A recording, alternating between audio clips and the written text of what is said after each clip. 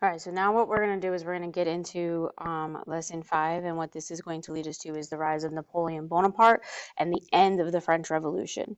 So one of our key words with this is another French word. It is a coup d'état. It is a sudden, violent, illegal seizure of power from the government. Typically, we will just see it written as a coup. That is not spelled, it is not pronounced coup. It is coup. It is a French blockade, an active means of sealing off a place to prevent goods or people from entering. So hopefully when we see that, we see this word block. So you are blocking something, you are preventing it from going in.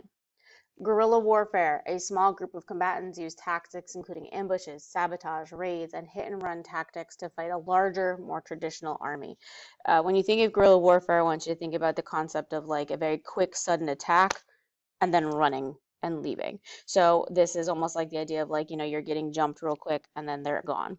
Scorched earth policy. When something it is scorched, it is on fire. So the scorched earth policy is a strategy that involves destroying anything that might be useful to the enemy while advancing or withdrawing from an area. And typically how you destroy it is you burn it.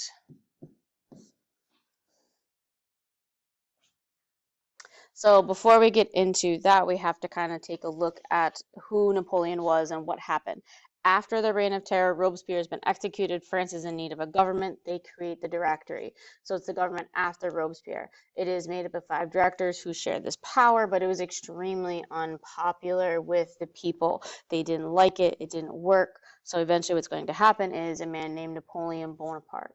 So Napoleon Bonaparte took control of the government and attempted to address issues and threats through order and conquest.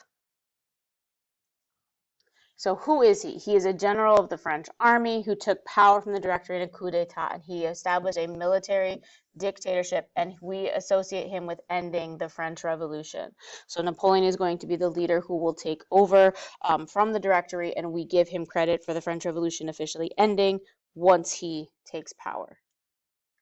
He creates a set of laws that he calls the Napoleonic Codes. With the big idea with this is that it forbids privileges based on birth, it allows freedom for religion, and the government must go to the most qualified. These laws are still the basis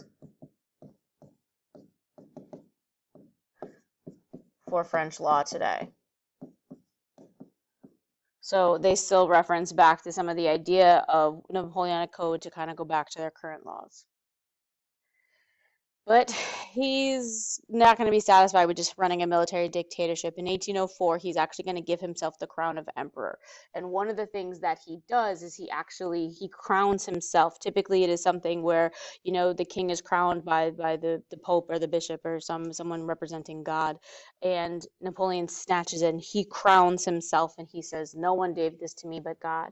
One of the things that's important is that he crowns himself emperor, and the people love this. They love that they crown himself emperor. They're super stoked. They're happy. They're proud to do this. But this is no different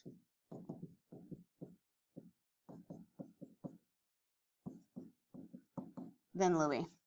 Okay, he is not any different. He is going to be an absolute monarch. He is going to make all the decisions. He is not going to necessarily allow people to have choices.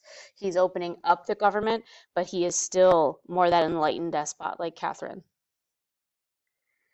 So what he's going to do is every emperor needs an empire. So he spreads his power and influence throughout Europe. And at one time, he is at war with Austria, Russia, and Great Britain. So if we look right here, the French Empire is all of this that is in purple. He is owning areas of Portugal and Spain, and he is fighting Austria, Russia, and the United Kingdom all at the same time.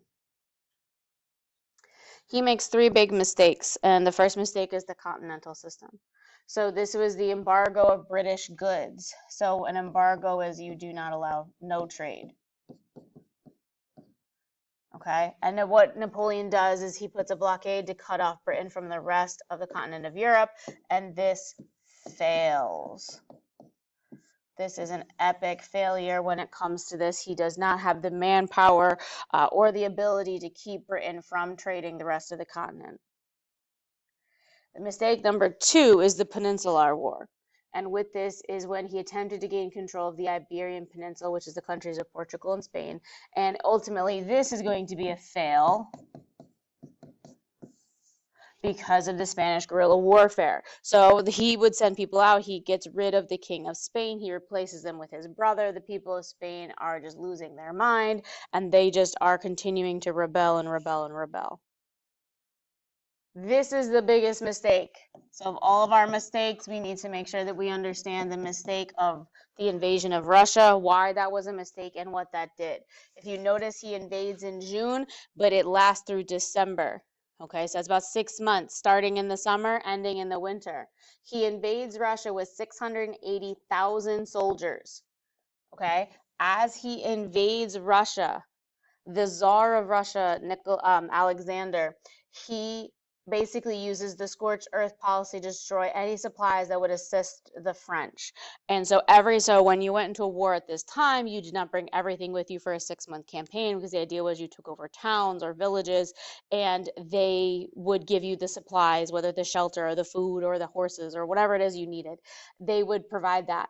He isn't able to do any of that because basically Alexander just sets on fire every village, every town, everything. So the closer Napoleon gets, he would set the next town on fire and he would retreat. Napoleon gets closer, he would set that town on fire and he would retreat. He did this process over and over and over again until finally Napoleon is forced to leave. So again, he enters with 680,000 troops and he only leaves with 27,000 soldiers alive. Most of them, 380,000 of them, dead. So over half dead, another 100,000 captured. This is ultimately going to force the downfall of Napoleon. He is exiled. Exiled means that he is kicked out